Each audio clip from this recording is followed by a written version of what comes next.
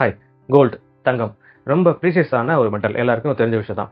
மற்ற நாடுகளை கம்பேர் பண்ணும்போது இந்த தங்கத்தை வந்து எப்படி பார்க்குறாங்கன்னா, ஜஸ்ட் ஒரு பணத்தை பார்க்குற மாதிரி தான் பார்ப்பாங்க. ஒரு இன்வெஸ்ட்மெண்ட் அதில் பண்ணுவாங்க.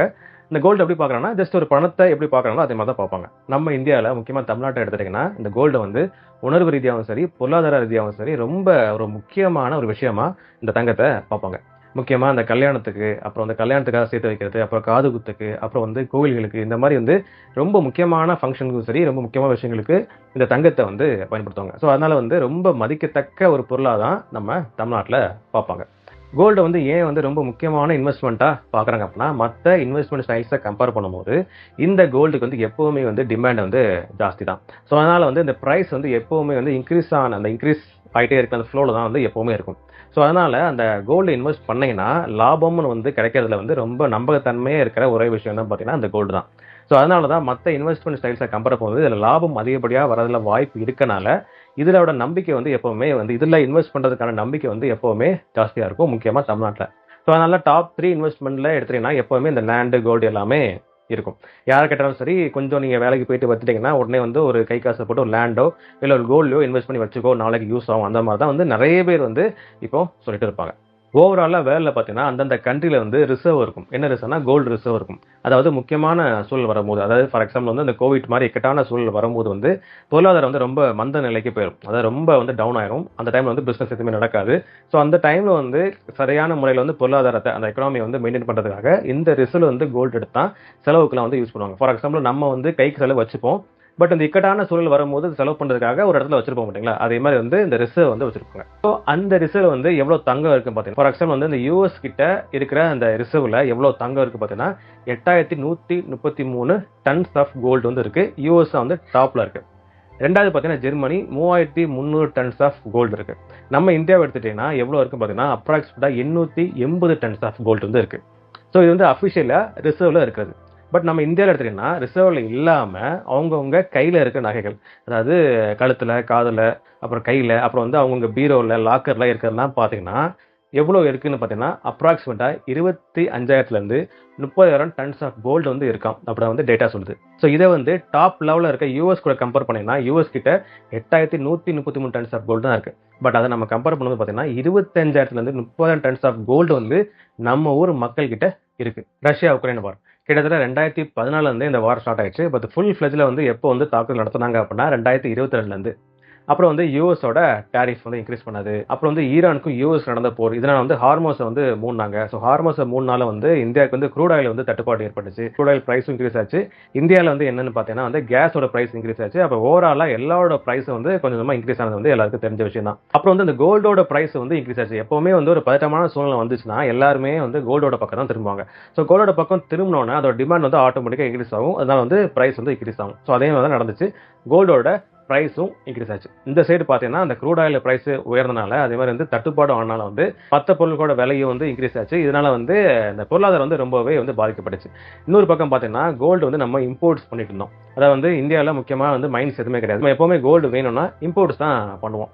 ஸோ அதனால இந்த சைடு பார்க்கும்போது கோல்டோட பிரைஸும் இன்க்ரீஸ் ஆனனால அந்த இம்போர்ட்ஸ்க்கான செலவு வந்து இன்க்ரீஸ் ஆச்சு. ஸோ இந்த செலவு வந்து இன்க்ரீஸ் ஆனனால இந்தியாட்ட இருக்க அந்த அந்நிய செலவணி கையிருப்பு வந்து குறைஞ்சிட்டே இருந்துச்சு. ஸோ இதனால வந்து பிரைம் மினிஸ்டர் மோடி வந்து என்ன சொன்னார்னா, மக்கள் கிட்ட ஒரு வருஷத்துக்கு வந்து கோல்டு வாங்காதீங்க. அந்த மாதிரி வந்து ஒரு அட்வைஸ் மாதிரி பண்ணாரு. ஸோ எல்லாருக்கும் இந்த விஷயம் வந்து பார்த்துருப்பீங்க. நியூஸ்ல வந்து எல்லாருக்கும் வந்துச்சு. ஸோ அவர் ஏன் சொன்னார் அப்படின்னா, நம்ம கோல்டு வாங்கிட்டே இருந்தோம் அப்படின்னா, ஜுவல்லரி சைடில் வந்து கோல்டு கம்மியாகும். ஸோ அகைன் மறுபடியும் வந்து இம்போர்ட்ஸ் தான் வந்து இந்தியா பண்ணும். ஸோ அப்படி பண்ணாங்க அப்படின்னா அதுக்கான செலவாகும். ஸோ அந்நிய செலவு வந்து கையிருப்பும் வந்து கம்மியாயிட்டே இருக்கும். ஸோ அதனால வந்து ஒரு வருஷத்துக்கு வாங்காம இருங்க அப்படின்னு சொல்லி அவர் சொன்னார். கவர்மெண்ட் வந்து என்ன முடிவு பண்ணாங்க அப்படின்னா, மக்கள் கிட்ட கோல்டு இருக்கு.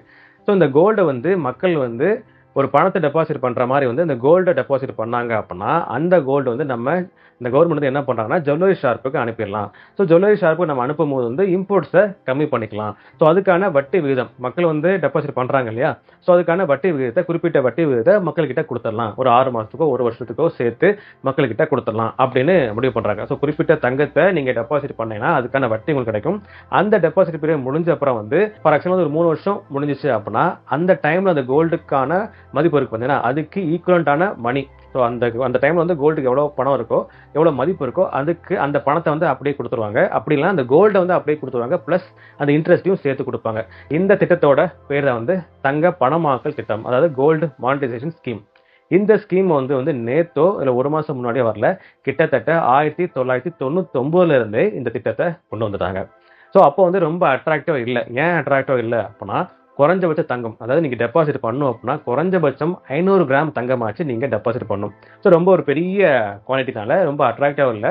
ஸோ அதனால இந்த திட்டத்தை கொஞ்சம் மாடிஃபை பண்ணி 2015 என்ன பண்ணுறாங்க அப்படின்னா 500 கிராம்ல 30 கிராமா கம்மி பண்ணாங்க. இப்போ அந்த 30 கிராம் இன்னும் கொஞ்சம் கம்மி பண்ணி 10 கிராமா இருக்கு. ஸோ நீங்கள் ஒரு டெபாசிட் கோல்டில் ஒரு பணத்தை டெபாசிட் பண்ணுற மாதிரி கோல்டு டெபாசிட் பண்ணால் உங்ககிட்ட ஒரு 10 கிராம் தங்கம் இருந்தால் போதும். அந்த தங்கத்தை நீங்கள் டெபாசிட் பண்ணிட்டு அதுக்கான வட்டி கிடைக்கும். ஸோ அந்த டெபாசிட் பீரியட் முடிஞ்ச அப்புறம் அந்த தங்கத்துக்கு ஈக்குவலான மணி இல்லைனா தங்கத்தை உங்ககிட்ட கொடுப்பாங்க, பிளஸ் அந்த இன்ட்ரெஸ்ட் அமௌண்ட். இதுதான் அந்த திட்டம். சரி, நம்ம தங்கத்தை டெபாசிட் பண்ணியாச்சு, அதுக்கான வட்டியும் நமக்கு கிடைச்சிட்டு இருக்கு. ஸோ டெபாசிட் முடிய டைம்ல அதுக்கு ஈக்குவலான மணி நமக்கு கிடைக்க போகுது. ஸோ கிடைச்ச மணி கிடைச்ச பணம் உண்மையிலேயே லாபகரமா இருக்கா, அதையும் நம்ம கண்டிப்பா செக் பண்ணி ஆகணும். ஃபார் எக்ஸாம்பிள் ஒரு பேங்க்ல அந்த தங்கத்தை டெபாசிட் பண்றதுக்கு சில ரேட்ஸ் ஃபிக்ஸ் பண்ணுவாங்க, அதாவது இன்ட்ரெஸ்ட் ரேட்ஸ் ஃபிக்ஸ் பண்ணுவாங்க. அந்த பேங்க் தான் முடிவு பண்ணுவாங்க. உதாரணத்துக்கு ஃபார் எக்ஸாம்பிள் ஒரு வருஷம் 3 வருஷம் வரைக்கும் நீங்க டெபாசிட் பண்ண போறீங்க அப்படின்னா ஜென்ரலா 0.5 0.6% வரைக்கும் இன்ட்ரெஸ்ட் ரேட் ஃபிக்ஸ் பண்ணுவாங்க. இதுவே நீங்க ஒரு 5 வருஷத்துல 7 வருஷம் வரைக்கும் நீங்க டெபாசிட் பண்றீங்க அப்படின்னா 2.25% வரைக்கும் வட்டி கொடுப்பாங்க. இதுவே 12 15 வருஷம் வரைக்கும் நீங்க டெபாசிட் பண்றீங்க அப்படின்னா 2.5% வரைக்கும் வட்டி கொடுப்பாங்க. ஸோ இதுவே கொஞ்சம் எக்ஸாம்பிளோட இன்னும் கொஞ்சம் புரியுற மாதிரி நான் இப்போ காமிக்கிறேன். நான் தங்கமயில் 2 தான் வாங்கியிருக்கேன். ஸோ அதனால தங்கமயில் வெப்சைட்ல என்ன ரேட் இருக்கோ அதை வச்சு நம்ம கம்பேர் பண்ணி பார்க்கலாம். நம்ம நம்ம தங்கமயில் வெப்சைட்குள்ளே நம்ம போய்க்கலாம். ஸோ இன்னைக்கு ரேட் எப்படி பார்த்தீங்கன்னா ஒரு கிராம் 22 கேரட்டுக்கு ஒரு கிராம் 13,220 ரூபா, 24 கேரட் பார்த்தீங்கன்னா 14,422 ரூபா. ஓகேவா? ஸோ நான் இப்போ கோல்டு 2 வளையல் ரேட் பார்ப்போம். Gold bangles. ஸோ இது பார்த்தீங்கன்னா நம்ம 2 பவுன் அந்த ரேஞ்சில் பார்த்துக்கலாம். ஸோ இது பார்த்தீங்கன்னா வெயிட் 16.292 கிராம். ஸோ 2 பவுன். ஸோ இந்த பேங்கிளோட ரேட் பார்க்கலாம். ஸோ 2,58,538.24 பைசா. ஓகேவா? ஸோ இதில் பார்த்தீங்கன்னா ஆக்சுவல் ரேட் அந்த 22 கேரட் கோல்டு அந்த 16 கிராமுக்கு ரேட் பார்த்தீங்கன்னா இந்த ரேட் தான் உங்களுக்கு வரும். பட் நீங்கள் ஓவராலாக உங்களுக்கு சார்ஜ் 2,58,000 ரூபா. ஸோ மிச்சம் இருக்க சார்ஜஸ் எல்லாமே பார்த்தீங்கன்னா மேக்கிங் சார்ஜஸ் செய்கூலி எல்லாமே பார்த்தீங்கன்னா 35,500 ரூபா, அப்புறம் ஹால்மார்க்கு 90 ரூபா, அப்புறம் ஜிஎஸ்டி 7,530 ரூபா. இது எதுவுமே நீங்கள் டெபாசிட் பண்ணும்போது இன்க்ளூட் பண்ண மாட்டாங்க. ஸோ ஜிஎஸ்டி எவ்வளோ கட்டினாலுமே இன்க்ளூட் பண்ண மாட்டாங்க, அப்புறம் மேக்கிங் சார்ஜஸ் எதுவுமே இன்க்ளூட் ஆகாது. ஸோ நீங்கள் இந்த வளையல கொடுக்கும்போது பார்த்தீங்கன்னா அந்த 28 கேரட்டுக்கு என்ன அந்த 16 கிராம் இதோட ரேட்டு தான் வரும். ஸோ இந்த ரேட்டு பார்த்தீங்கன்னா 2,15,380 ரூபா. இப்போ நீங்கள் ஒரு 5 வருஷத்துக்கு இந்த 2 வளையலையும் நீங்கள் டெபாசிட் பண்ணுறீங்க. அதுக்கு ஒரு 2.5 இன்ட்ரெஸ்ட் ரேட் நம்ம போட்டுக்கலாம். ஸோ நம்ம கால்குலேட் பண்ணலாம். 2,15,380 ரூபா இன்டூ 2.5 இன்ட்ரெஸ்ட் ரேட்டு. ஸோ உங்களுக்கு ஒரு வருஷத்துக்கு இதான் வட்டி 5,384 ரூபா. அதுவே 5 வருஷத்துக்கு நீங்கள் போட்டிங்கன்னா 26,922 ரூபா. ஸோ ரவுண்டாகவே நம்ம 27,000 ரூபா அப்படின்னு வச்சுப்போம்.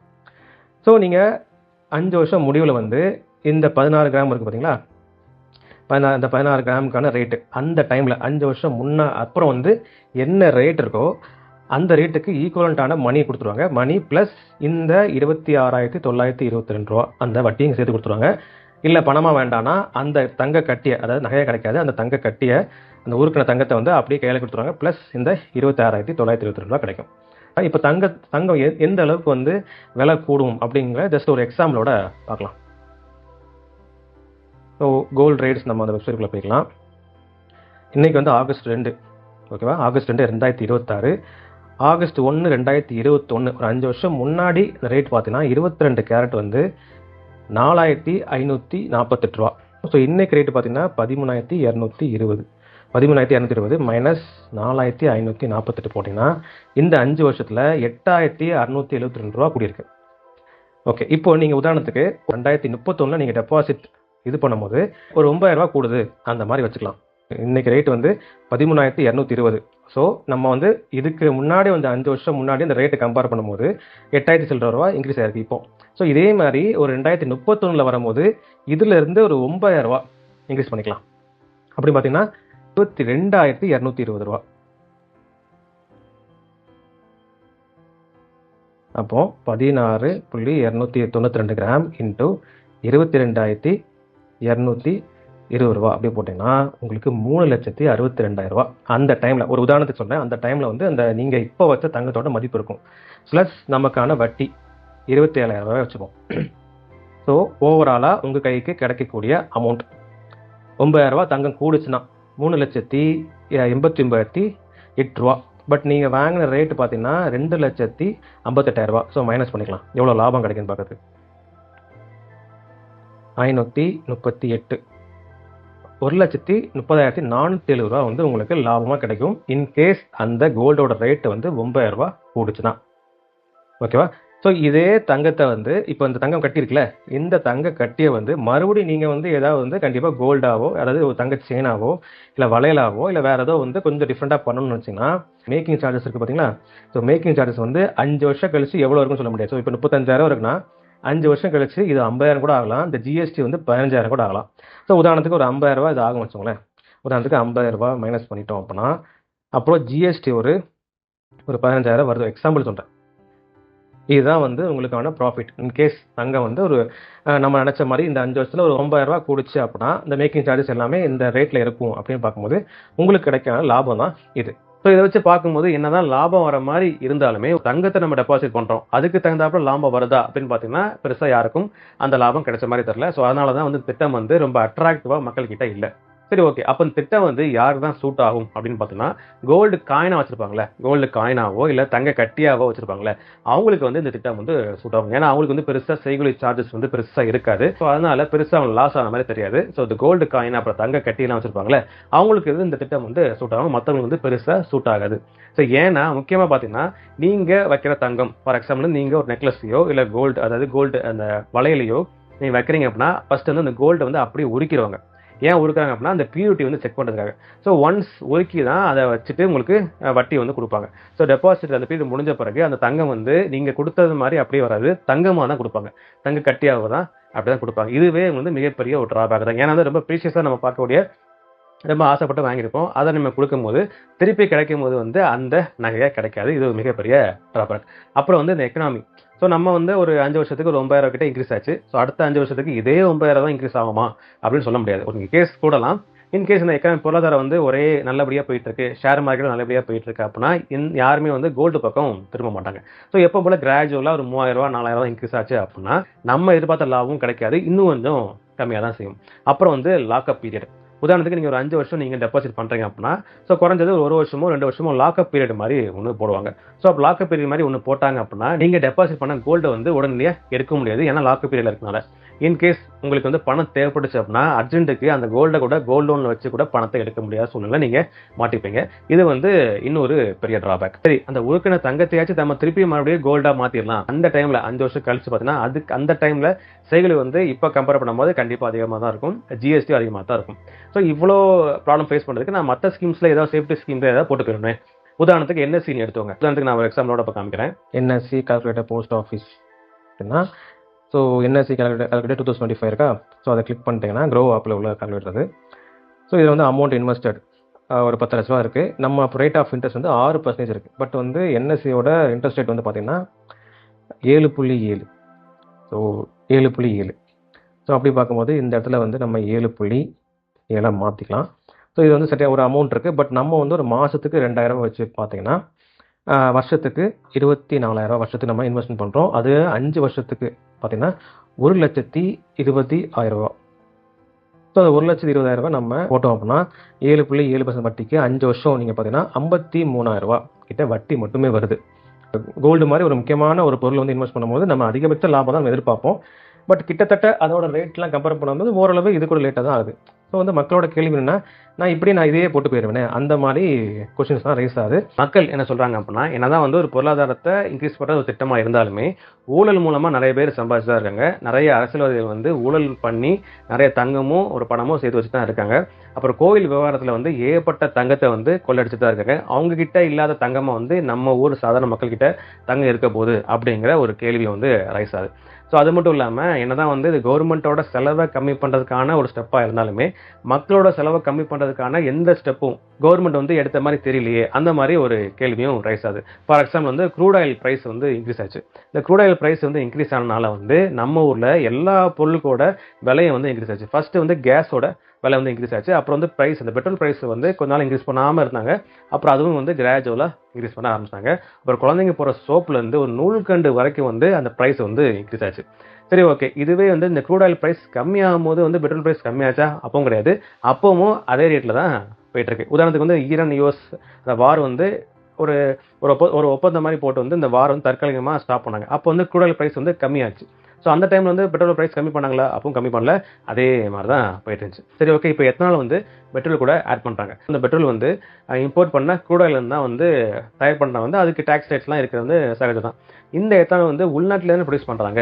ஸோ அந்த உள்நாட்டில் ப்ரொடியூஸ் பண்ண எத்தனால் தானே பெட்ரோல் ஆட் பண்ணுறாங்க. ஸோ அப்போ வந்து பெட்ரோலோட ப்ரைஸ் கம்மி பண்ணலாமே அப்படின்னு கேட்டோம்னா, எத்தனால் ப்ரொடியூஸ் பண்ணுறதுக்கே நிறைய சார்ஜஸ் ஆகுது. ஸோ அதனால் வந்து பெட்ரோலோட ப்ரைஸ் வந்து அப்படி தான் மெயின்டைன் பண்ண முடியும் அப்படின்னு சொல்கிறாங்க. ஸோ இதெல்லாம் வச்சு பார்க்கும்போது இந்த திட்டம் வந்து ரொம்ப அட்ராக்டிவாக மக்கள் மத்தியில் பெருசாக கவரல. இருக்கிற தங்கத்தையும் தொலைக்கிற மாதிரி தான் வந்து இந்த திட்டம் வந்து இருக்குது. ஸோ இந்த திட்டத்தை வந்து இன்னும் கொஞ்சம் அட்ராக்டிவாக ஆகஸ்ட் மாதம் வந்து கவர்மெண்ட் வந்து கொண்டு வர போகிறாங்க. எவ்வளோ அட்ராக்டிவாக இருந்தாலுமே ரூல்ஸ் அண்ட் ரெகுலேஷன்ஸ் வந்து கரெக்டாக ஃபாலோ பண்ணாமல் கரெக்டாக நீங்கள் பார்க்காம எந்த ஒரு தங்கத்தையும் டெபாசிட் பண்ணிடாதீங்க. ஏன்னா வந்து மக்கள்கிட்ட இருக்க தங்கம் வந்து அவங்க சொந்த காசில் சம்பாதிச்சு வாங்கின தங்கம். எதுவுமே வந்து ஊழல் பண்ணி வந்த தங்கம் கிடையாது. ஸோ அதனால் கவனமாக டெபாசிட் பண்ணுங்கள்.